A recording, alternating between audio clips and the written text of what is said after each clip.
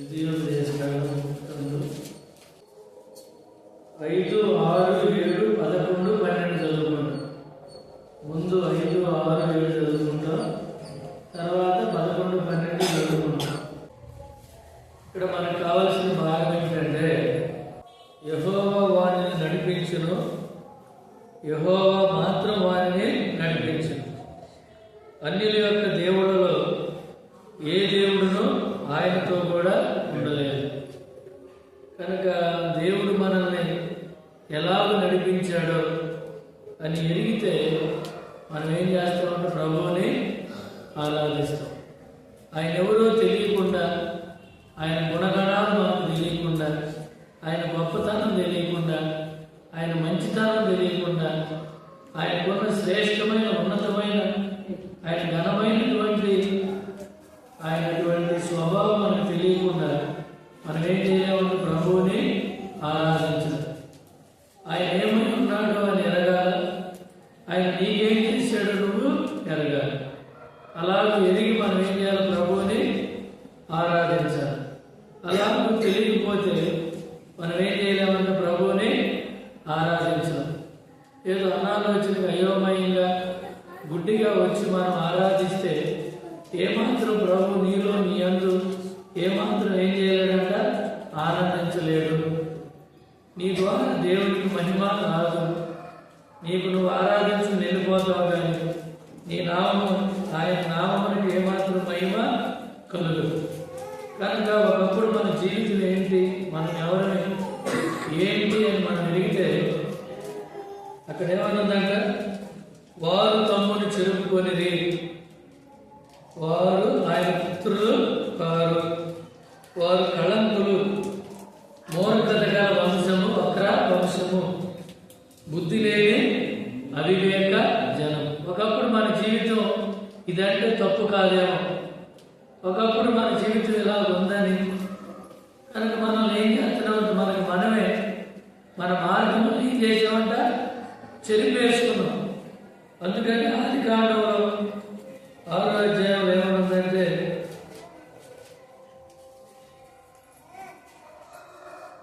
ఆదికాండం 6వ అధ్యాయం 12వ వచనంలో ఏమనుందంటే, దేవుడు భూలోకమును చూచినప్పుడు అది చెడిపోయి ఉండెను, భూమి మీద సమస్త శరీరులు తమ మార్గమును చెరిపి వేసుకుని ఉండేది. కనుక భూలోకములో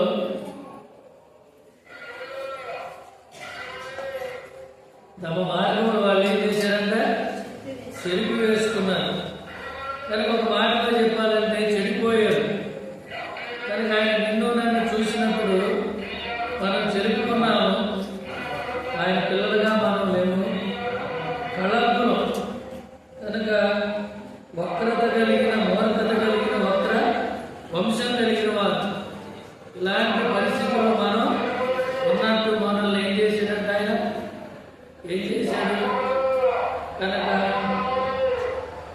మరి ఆయన యొద్దకు మనల్ని నడిపించడానికి ఆయన కుమారుడు యేసు వారిని ఆయన భూమి మీదకి దిగి రావడానికి ఆయన కుమారుడు మనకి ఏం చేశాడంట? అనుగ్రహంగా అనుగ్రహించాడు. అందుకే కీర్తనలు 78లో ఒక మాట ఏముందంటే,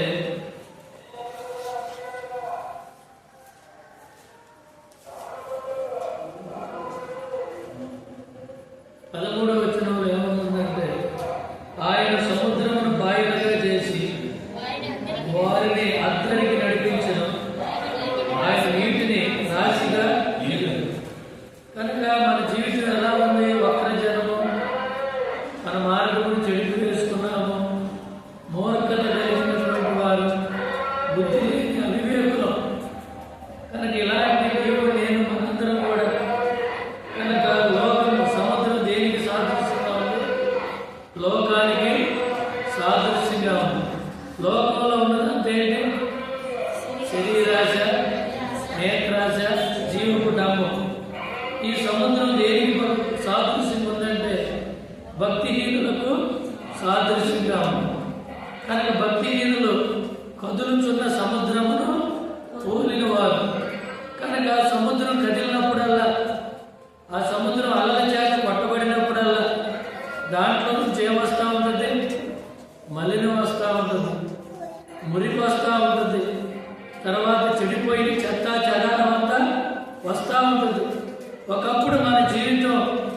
ఇది అని మనం ఎరిగితే మనం ఏం చేయాలంట? మనల్ని ఆ మురికిలో నుంచి, ఆ చెత్తలో నుంచి ఏం చేశాడంట? 2 పాయలుగా చేశాడు.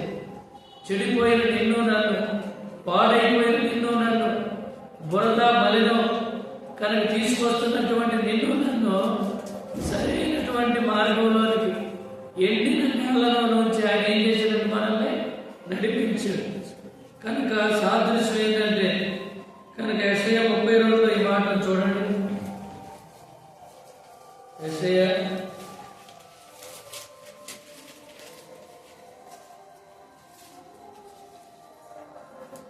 32లో ఏమంటుందంటే 32:17 చూడండి. నీతి సమాధానం కలుగుతాను, నీతి వల్ల నిత్యమును నిమ్మడము నిబ్బరము కలుగును. అప్పుడు నా జనులు విశ్రమ స్థలమునందును ఆశ్రయ స్థలములందరూ సుఖకరమైన నివాసముల యందును నివసించింది. కనుక ఒకప్పుడు మనకి ఏం లేదమ్మా, నెమ్మది లేదు, నిమ్మలం లేదు, సుఖం లేదు, సౌఖ్యం లేదు. కారణం ఏంటంటే భక్తిహీనుల వలె, సముద్రముల వలె మనం ఏం చేస్తున్నామంట? కదులుచున్నాం. కదులుచున్న నిన్ను నన్ను ఏం చేసినంటే అసమానమైన అద్భుతమైన దేవుడు తన నీతిని బట్టి, కనుక నీతిమంతుడు ఒక్కడు లేడు, అందరూ పాపం చేసి దేవుడు గురించి మహిమను పొందలేకపోయాడు. నీతిమంతుడైన దేవుడు యేసు ప్రభువు మనందరి కొరకు ఆ కలువరి శిలువలో తన్ను తాను బలిగా అర్పించుకొని నీ కొరకు నా కొరకు ఆయన చేసిన త్యాగసహితమైన ప్రేమ రుజువు చేసి ఏం చేశాడంట? సముద్రమును 2 పాయలుగా చేసి ఎండిన నేలను మనం ఏం చేశాడు? అద్దరికి నడిపించాడు. కనుక మనం ఎట్లున్నామంటే దేవునికి వెలుపట ఉన్నాము. అయితే ఇప్పుడు ఏం చేశాడు? మనల్ని దేవునికి సమీపస్తులుగా చేశాడు. దానిని బట్టి మనం ఏం చేయాలి? ప్రభువుని ఆరాధించాలి. కనుక యేసుక్రీస్తు ప్రభువారు కదులుతున్న సముద్రంతో ఏం చెప్పాడంటే, మార్కు సువార్త 4వ అధ్యాయం ఏం చేశాడంటే గద్దించాడు. ఏం చేశాడైనా? గద్దించాడు. కనుక నిన్ను నన్ను ప్రేమించిన కారణాన ఆయన ఏం చేశాడు? 39 వచ్చిన 4:39 అందుకు ఆయన లేచి గాలిని గద్దించి నిశ్శబ్దమై ఉండమని సముద్రముతో చెప్పగా గాలి అడిగి మిక్కిలి నిమ్మడమాయను. కనుక నా జీవితంలో నెమ్మది లేని పరిస్థితులు, కానీ సుఖ సౌఖ్యం లేని పరిస్థితులు, సమాధానం లేని పరిస్థితులు, కనుక ఇలాంటి భయంకరమైన పరిస్థితుల మధ్యలో నీవు నేను మనందరం పాపమును బట్టి ఉన్నప్పుడు ఆయన ఏం చేశాడంట? కనుక ఆయన ప్రేమ స్వరూపైన దేవుడైంది తన ప్రేమను మన మీద వెల్లడిపరిచి అందరికి మనల్ని ఏం చేశాడంట? నడిపించాడు. కనుక అపవాది సాతాను యొక్క కబంధ హస్తాల నుంచి సుఖ సౌఖ్యాలు లేనటువంటి దౌర్భాగ్యమైన, కనుక నెమ్మది లేని పరిస్థితిలో ఉన్నటువంటి నిన్ను నన్ను ఏం చేశాడు? అద్దరికి నడిపించాడు. అద్దరికి నడిపించడం ద్వారా ఏం జరిగిందంటే నీతి వలన ఏమొచ్చింది? నిమ్మడం వచ్చింది. ఆశ్రయంలో ఏమొచ్చింది? మనకి సుఖ సౌఖ్యాలు కలిగి ఆయనే మనకు ఆశ్రయమై దుర్గమై ఉన్నట్టుగా మనకి ఇక్కడ జ్ఞాపకం చేయబడతారు. మొదటిది ఏం చేశాడంటే మనల్ని సముద్రం అనేటటువంటి లోకంలో నుండి మనల్ని ఏం చేశాడు? వేరు చేసి అద్దరికి మనల్ని నడిపించాడు. రెండవది ఏంటంటే కీర్తనలు 23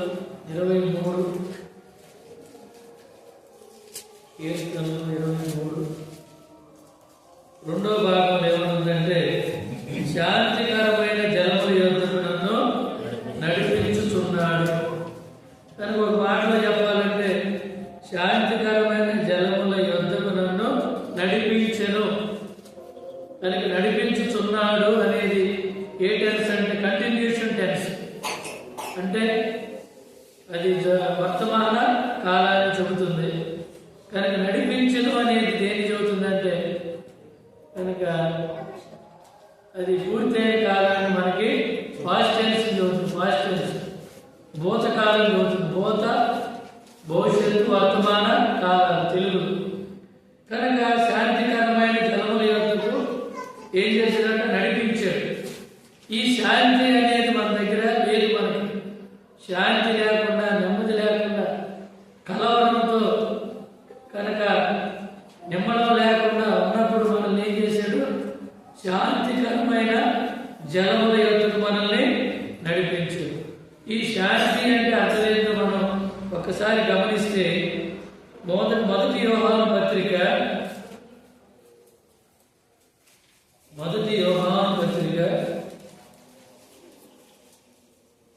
2వ అధ్యాయం 2వ వచనంలో ఏమనుందంటే, ఆయనే మన పాపములకు శాంతికరమై ఉన్నాడు. మన పాపములకు మాత్రమే కాదు, సర్వలోకమునకు శాంతికరమై ఉన్నాడు.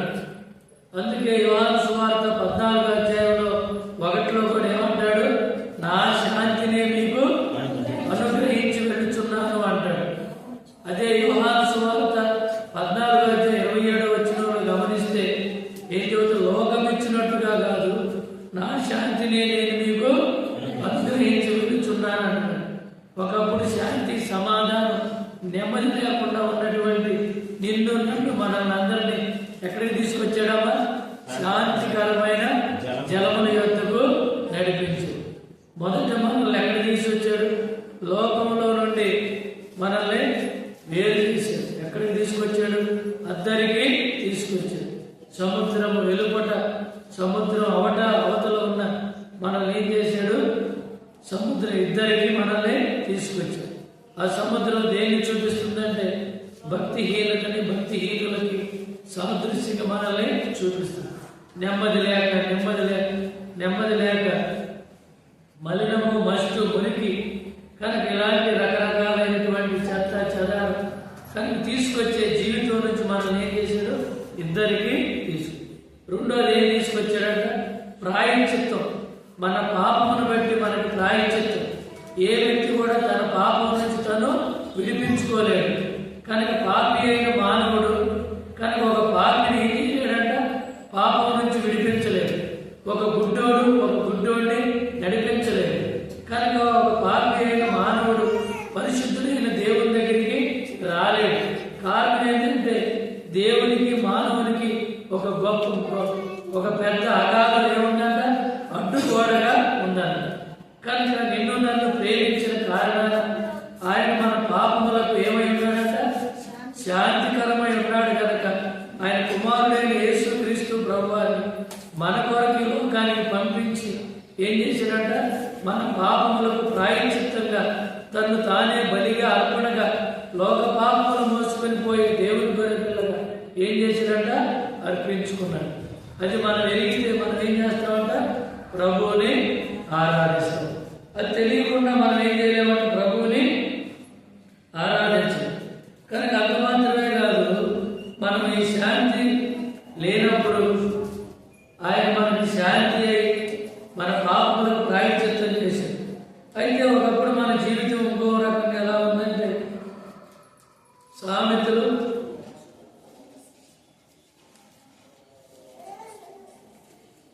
2వ అధ్యాయం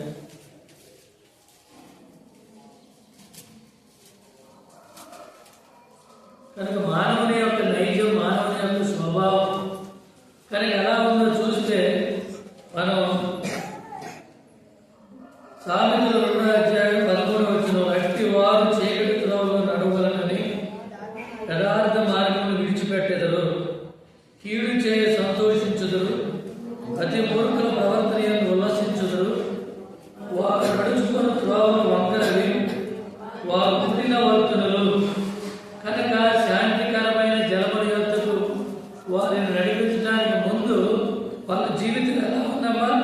చీకటి త్రోవలు నడవాలని, యథార్థ మార్గములు విడిచిపెట్టి, తర్వాత కీడు చేయ సంతోషిస్తూ, అతి మూర్ఖుల ప్రవర్తన యందు ఉల్లాసిస్తూ ఏం చేస్తున్నారంట? వారి త్రోవలు వంకరగా, పుట్టిన త్రోవలుగా వాళ్ళు కొనసాగుతున్నారు. ఇలాంటి భయంకరమైన స్థితి నుంచి నిన్ను నన్ను విడిపించడానికి ఏం చేశారంట? కనుక అసమానమైన అద్భుతమైన దేవుడు.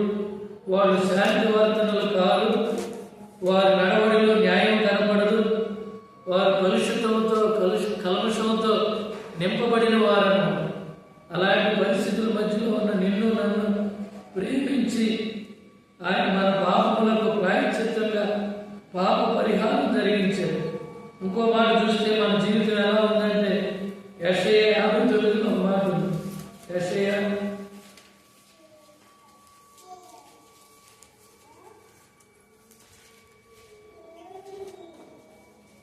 59:8 వచనంలో ఏముందంటే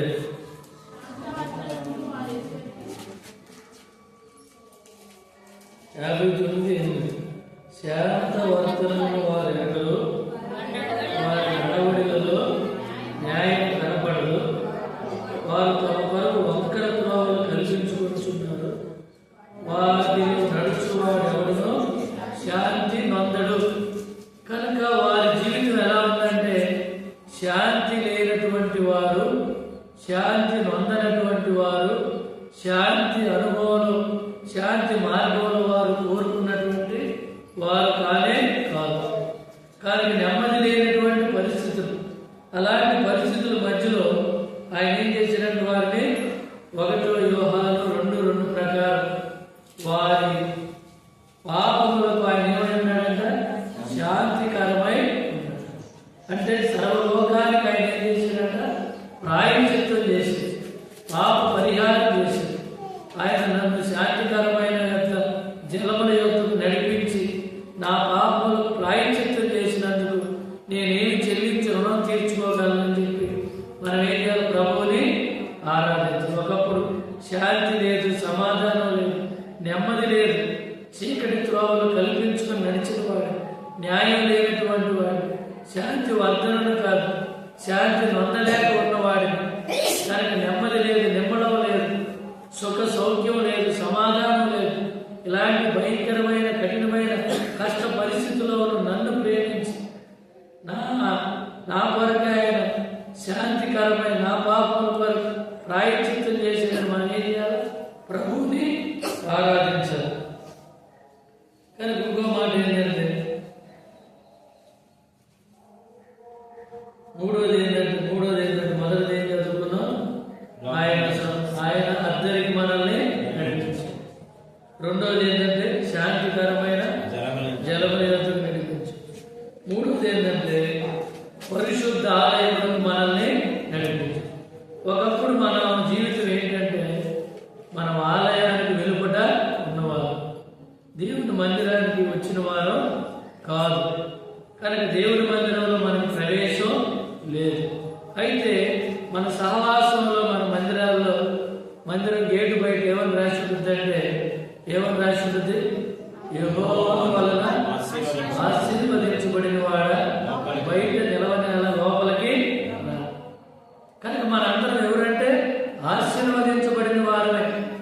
అయితే దేవుని ఉగ్రతను బట్టి, మన అవిధేయత తిరుగుబాటును బట్టి, మన పాపమును బట్టి కనుక మనం లోకంలో అన్యాయంగా అక్రమంగా కనుక దేవునికి ఇష్టం లేకుండా మన ఇష్టానుసారంగా జీవించడాన్ని బట్టి మనం ఎక్కడున్నామంటే వెలుపట ఉన్నాం. కనుక ఆ రీతిగా మన జీవితం లేదని మనం ఒప్పుకోవాలి. అందుకని నిర్గమాకాండం 15వ అధ్యాయంలో ఒక మాట ఉంది. ఆయన ఎక్కడికి నడిపించాడో చూద్దాం. నిర్గమాకాండం 15వ అధ్యాయం 13వ వచనం చూడండి. నీవు విమోచించిన ఈ ప్రజలను నీ కృప చేత తోడుకొని పోతివి, నీ బలము చేత వారిని నీ పరిశుద్ధాలయమునకు నడిపించితివి. కనుక కృప చేత బలము చేత ఏం చేశాడంట? పరిశుద్ధాలయమునకు మనల్ని ఏం చేశాడు? నడిపించాడు. నడిపించడం అంటే అర్థమైంది. నడిపించడం అంటే అర్థమైందంటే చెయ్యి పట్టుకుని మనల్ని ఏం చేశాడు? లోపలికి తీసుకొచ్చాడు. ఒక ఆయన ప్రభువుని తెలుసుకోలేదంట, లోకంలో లోకానుసారంగా జీవిస్తున్నాడు. అయితే ఇతను మాత్రం మరి దేవుని మందిరానికి వస్తూ దేవుని ఎరిగినటువంటి వాడు. ఎలాగైనా తన ఫ్రెండ్ని దేవునికి తీసుకురావాలి, దేవుని వాక్యం అతనికి తెలియజేయాలనే ఉద్దేశం ఏం చేసేవాడంటే రోజు సైకిల్ మీద ఎక్కించుకొని తీసుకొచ్చేవాడు. ఈయనేమో 50 కిలోలు ఉంటే ఆయన 100 కిలోలు ఉన్నాడు. కానీ ఆయన దొక్కుతుండే సైకిల్ హ్యాండ్లు కూడా పైకి ఎగిసేదాడు గతుకులు వచ్చినప్పుడు. కానీ ఎంత ప్రయాసపడి ఆయన రిమ్ములు వంగిపోయినా ఆయన దేవునికి తీసుకురావడానికి ఏం చేశాడు? ప్రయాసపడ్డాడు.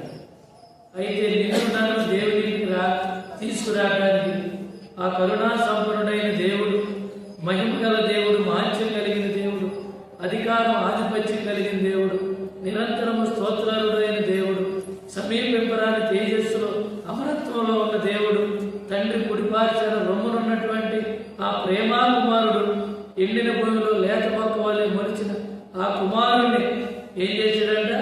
మన కొరకు ఈ భూమి మీదకి ఆ కలువరి శిలువలో మన కొరకు ప్రాయశ్చిత్తంగా పాప పరిహారంతో బలిగా ఈ లోకానికి పంపించాడు.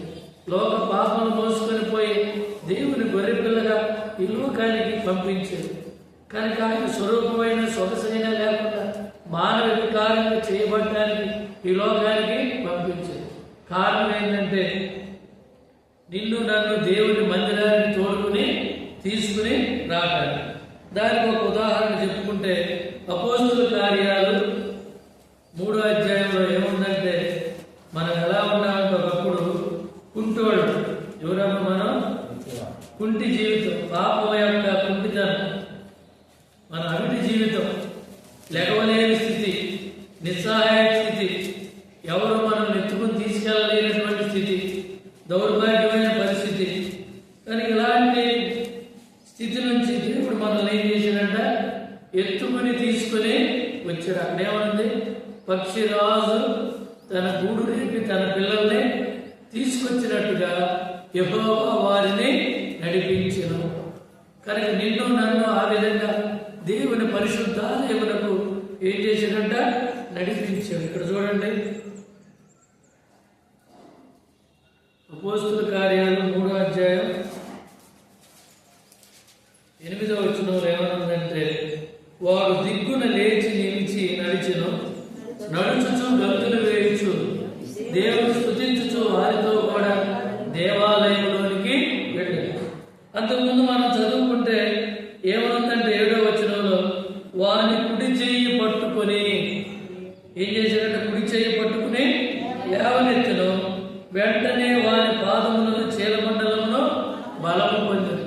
కనుక కృప ఏంటంటే, వాడు లెగవలేని స్థితిలో ఉంటే, వాడు లోపలికి రాలేని స్థితిలో ఉంటే, వాడు నిస్సహాయమైన పరిస్థితిలో ఉంటే ఏం చేశాడంట? ఆయన కృప దేనికైతే వాడు అర్హుడు కాదో దానికి వాడిని అర్హుడుగా చేశాడు. కనుక తన కుడి హస్తం ఏం చేశాడంటే? తన చేతిని పట్టుకుని లేపినప్పుడు ఏం చేశాడంటే? బలము పొందుకున్నాడు. కనుక కృప చేతను బలము చేతను తోడుకుని పరిశుద్ధాలయంలోనికి ఏం చేశాడంట? నడిపించింది. కనుక ఇది నీ జీవితంలో అనుభవం అయితే నువ్వేం చేయొచ్చంట? ప్రభువుని ఆరాధించవచ్చు. ఎన్నోసార్లు మనం దేవుని మందిరానికి మరి లోకంలో పాపానికి భిన్న పాపంలో మరి పాపం యొక్క నైజంలో మనం జీవిస్తున్నాం. ప్రతి ఆదివారం దేవుని మందిరానికి రాకుండా దేవుని వెలుపుట లోకస్తులతో లోకానుసారంగా సినిమాలు, కనుక రకరకాల వంటలు, విందులు, వినోదాలు ఆ యొక్క జీవితంలో మనం ఉన్నప్పుడు ఆయన ఏం చేసిన? మనల్ని తోడుకొని కృపచేత బలము చేత దేవుని పరిశుద్ధాలయంలోనికి మనల్ని నడిపించాడు. అందును బట్టి మనం ఏం చేయాలి? దేవుణ్ణి ఆరాధించు బద్దులమై ఉన్నాం. అంత మాత్రమే కాదు, వాడు పుట్టుకతో కుంటాడు. కనుక పుట్టుకతో కుంటాడు. వాడి జీవితంలో ఎప్పటికీ వాడు లేచి నడవలేనటువంటి పరిస్థితి, ఎవరు కూడా బాగు చేయలేని పరిస్థితి. కనుక ఎప్పుడు కూడా ఏం చేసి 4 వ్యక్తులు తీసుకొచ్చి అక్కడ కూర్చోబెడితే కూర్చుంటాడు, లేపితే నిలుస్తాడు. కనుక మనుషుల మీద ఆధారపడేటటువంటి వ్యక్తి. కానీ ఇలాంటి పరిస్థితిలో ఉన్నటువంటి నిన్ను నన్ను మనల్ని ఏం చేశాడంట? దేవుని ఆలయంలోకి తీసుకొచ్చి ఏం చేశాడంటే? వాళ్ళతో పాటు ఏం చేశాడంటే? దేవుణ్ణి స్తుతించాడు, దేవుణ్ణి గణపరిచాడు, దేవుణ్ణి హెచ్చించాడు. ఎక్కడ కూర్చున్నాడంటే? ముందు వరుసలోకి వచ్చి కూర్చున్నాడు. ఇది గొప్ప ఆధిక్యత కాదా? ఇది ఎరిగితే మనం ఏం చేస్తామంటే ప్రభువుని ఆరాధిస్తాం. అలా ఇంకో మాట ఏముంటుందంటే కీర్తనలు 23లో ఇంకో మాట ఉంది, 4 ఏంటది?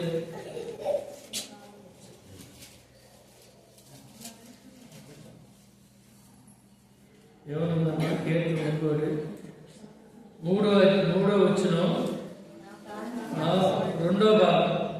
తన నామమును బట్టి నీతి మార్గములో నన్ను నడిపించుచున్నాడు. నడిపించెను, ఇందాక కూడా నడిపించెను అంటే అయిపోయిందని అన్నారు. కనుక మనల్ని ఎక్కడికి నడిపించాడమ్మా? నీతి మార్గంలో నడిపించాడు. కనుక యేసు ప్రభువు వారు ఈ భూమి మీద ఉన్నప్పుడు ఏం చెప్పాడు? నేనే మార్గమును, నేనే సత్యమును, నేనే జీవమునై ఉన్నాను. నా ద్వారానే తప్ప ఎవడునూ తండ్రి వద్దకు రాలేదు. ఇది మనం జ్ఞాపకం పెట్టుకోవాలి. కనుక మార్గమై ఉన్న దేవుడు తన నీతిని బట్టి మనల్ని ఎక్కడికి నడిపించాడంట? నీతి మార్గములలో మనం నడిపించాడు. కనుక వాస్తవంగా మనం ఎలాంటి మార్గంలో?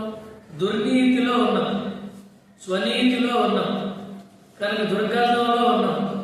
దేవునికి నీతికి వ్యతిరేకమైన పదం ఏంటంటే దుర్నీతి. దుర్నీతి పాపంలో ఉన్నాం, దుష్ట మార్గంలో ఉన్నాం. మన ఆలోచన చొప్పున మనం నడుచుకుంటా వెళ్ళిపోతున్నాం. అది దానికి ఒక ఉదాహరణ ఏం చెప్పొచ్చు అంటే ఇర్మియాలో చూడండి. ఇర్మియా ఒకప్పుడు మన జీవితం మనం జ్ఞాపకం పెట్టుకోవాలి. ఇర్మియా 18.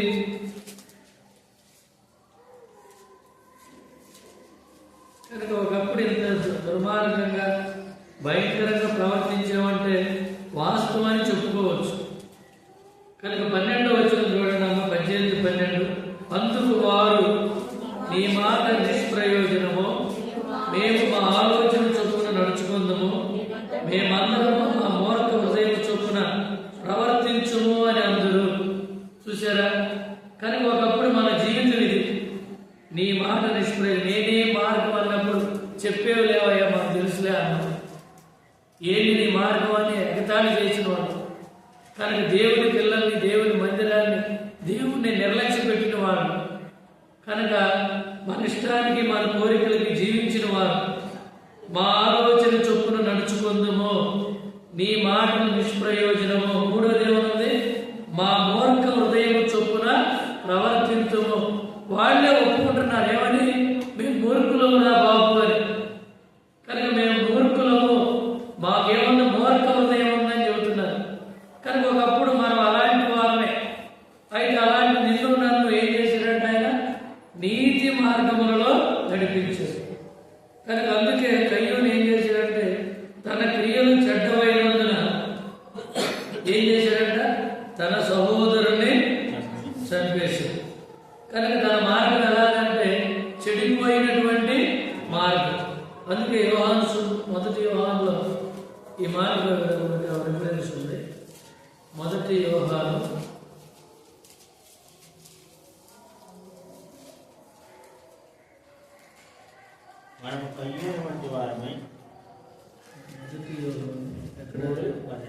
3:12. మనం కయ్యూరు వంటి వారిపై ఉండరాదు. వాడు దుష్టుల సంబంధి తన సహోదరుని చంపెను. వాడు ఎందుకు చంపాను? ఇక్కడి నుంచి చదువు. తన క్రియలు చెడ్డవి, తన సహోదరుని క్రియలు నీతి గలవి కనుకనే కదా. కనుక మన క్రియలు ఎలాంటివి అమ్మా? చెడ్డవి. ఆ మాట కోసం మనం చదువుకున్నాం. కనుక ఒకప్పుడు మన క్రియలు చెడ్డవైనందున మన దుష్ట క్రియలు, మన ఆలోచన అన్ని ఎలాంటివి అంట? చెడిపోయినవి. అయితే దేవుడు మనల్ని ప్రేమించి తన నీతి చొప్పున, తన నామమును బట్టి నీతి మార్గములో మనల్ని ఏం చేసినంట? నడిపించాడు. ఆ నడిపించినందుకు మనం ఏం చేయాలా? ఆ ప్రభువును మనం ఆరాధించాలా. విశ్వాసమును బట్టి మనం ఏం చేయబడ్డామంట? నీతిమంతులుగా చేయబడ్డాం. కనుక మనకు ఒకప్పుడు నీతి లేదు. కనుక అలాంటి నిన్ను నన్ను ఏం చేశాడంటే నీతిమంతులుగా చేశాడు. ఆయన నీతి మార్గంలో మనల్ని నడిపించాడు. 5వ చూద్దాం. యోహాను సువార్త ఆఖరిది 5వది. యోహాను సువార్త 16వ అధ్యాయం